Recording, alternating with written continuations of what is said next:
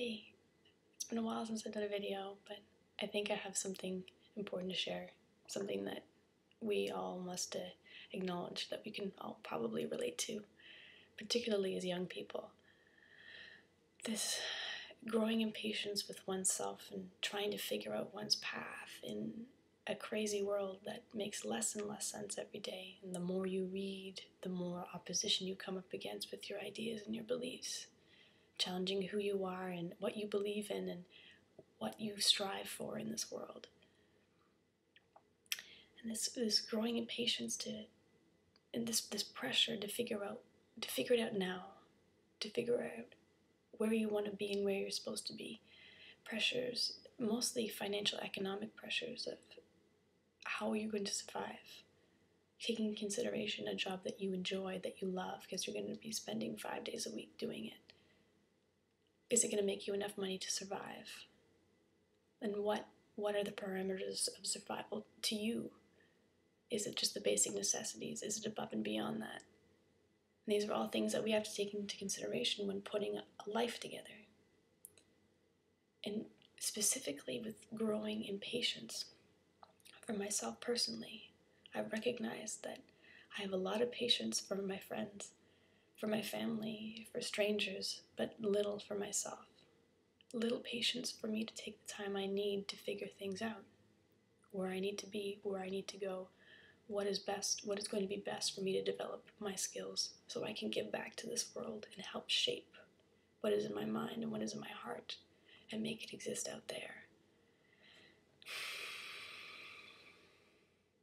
And what I'm learning from this growing impatience is that the information that I want to know, that I want to see, that I want to be able to hold into my hand as these situations are unfurling, whether it be for 5 minutes or 5 weeks, 5 years, 5 months. I want to know, I want to hold this lesson in my hand. And I know it's impossible. The only lesson I can derive from this impatience is that I will only experience lessons. And it's frustrating. It's very frustrating. In a world that demands factual data, the qualitative and the quantitative, knowing that I might just never hold understanding in my hand is very frustrating. But this is the human condition, right? Understanding is only possible to an extent.